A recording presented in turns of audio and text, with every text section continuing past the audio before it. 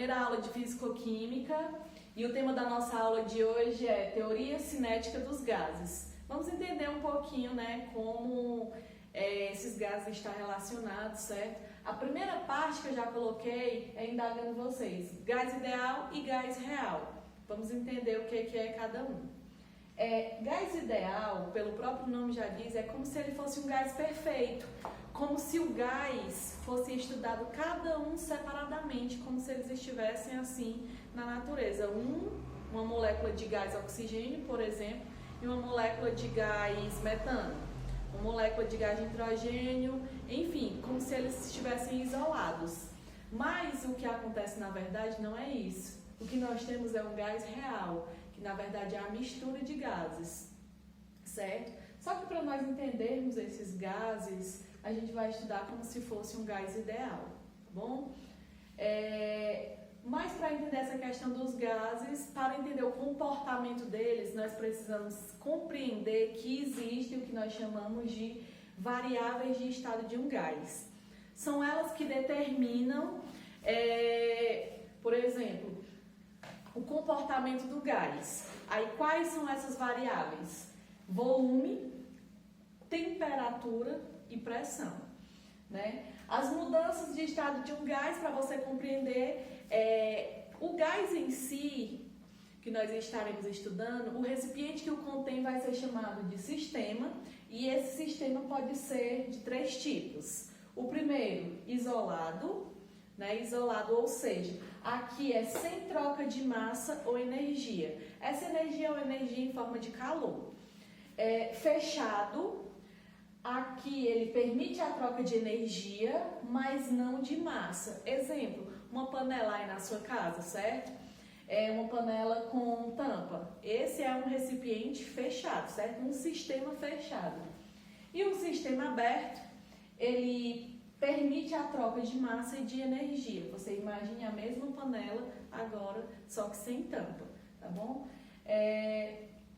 Quais são os tipos de transformações que nós temos para esses gases, que nós chamamos de mudança de estado? Nós temos 3 tipos.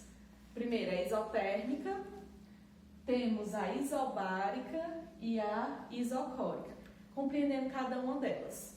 Isotérmica, pelo próprio nome e pelo próprio prefixo da palavra, iso vem de igualdade, e térmica, temperatura. Como nós tínhamos visto que as variáveis de estado de um gás é volume, temperatura e pressão, nessa mudança, quando um for constante, outros 2 variam, certo? Exemplo, na isotérmica é igual temperatura, ou seja, se a temperatura do gás ele for constante, digamos, 27 graus Celsius, só que aqui nesse conteúdo, certo, nessa parte da química, a gente trabalha mais com a temperatura em Kelvin. Então, digamos 300 Kelvin. Você pode dizer, eu não lembro como é que transforma para Kelvin. É só você pegar o que você tem em Celsius e somar com 273, certo? Então, assim, se a temperatura ela for constante, quem são as outras 2 variáveis que vão mudar? Pressão e volume, certo? E pressão e volume, eles vão mudar na isotérmica inversamente proporcional. Para você compreender isso daqui, eu tenho uma seguinte fórmula, onde pressão 1 vezes o volume 1 é igual a pressão 2 vezes o volume 2. Algumas pessoas tratam como pressão e volume inicial igual a pressão e volume final, tanto faz. O importante é que na hora de aplicar na fórmula, você coloque a pressão junto com o seu volume e tudo direitinho para você não errar no cálculo, tá? Então aqui, na isotérmica nós também temos a explicação gráfica, certo? Então na explicação gráfica aqui, se a temperatura é constante, tem que aparecer no gráfico pressão e... pressão e temperatura não, pressão e volume, certo? Pressão e volume. Como é que eles vão variar? Bom, ao verificar esse gráfico, certo? É um gráfico de pressão versus o volume, já que a temperatura é constante, e aqui nós podemos ver uma curva, certo? Essa curva está indicando que, se você descer aqui no gráfico, aqui nessa curva, matematicamente falando, ó, se você descer aqui no eixo Y, os valores eles vão diminuindo.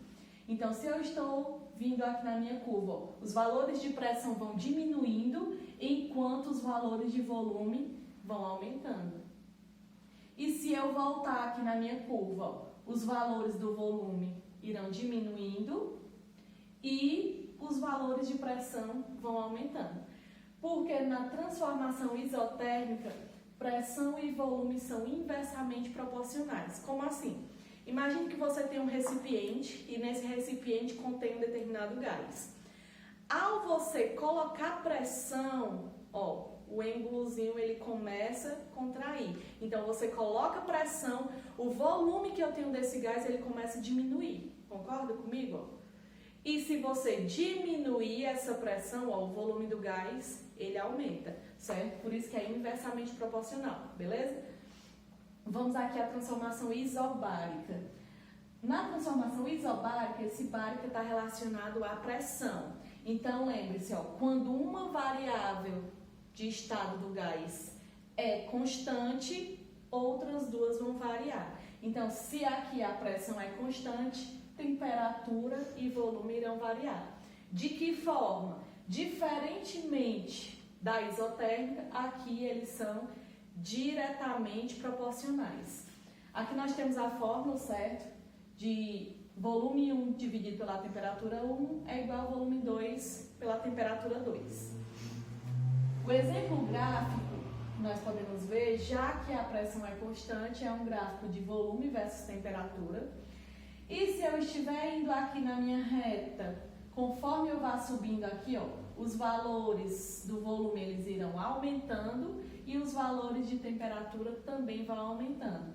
Conforme eu desça aqui na minha curva, os valores de temperatura vão diminuindo e os valores de temperatura e de volume vão diminuindo, certo? Por fim, na transformação isocórica, também conhecido como isométrica ou isovolumétrica, certo? Pode vir assim na sua questão.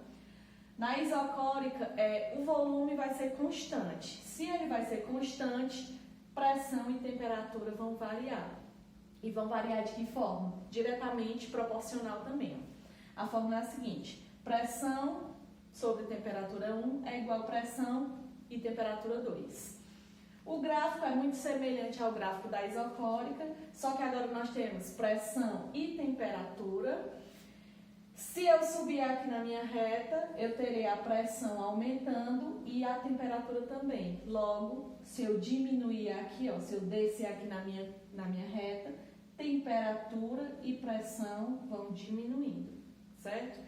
Uma coisa que eu não tinha falado para vocês é cada um dos cientistas que estudaram isso, certo? No primeiro caso, a gente tem a lei que é de Boyle-Mariotti.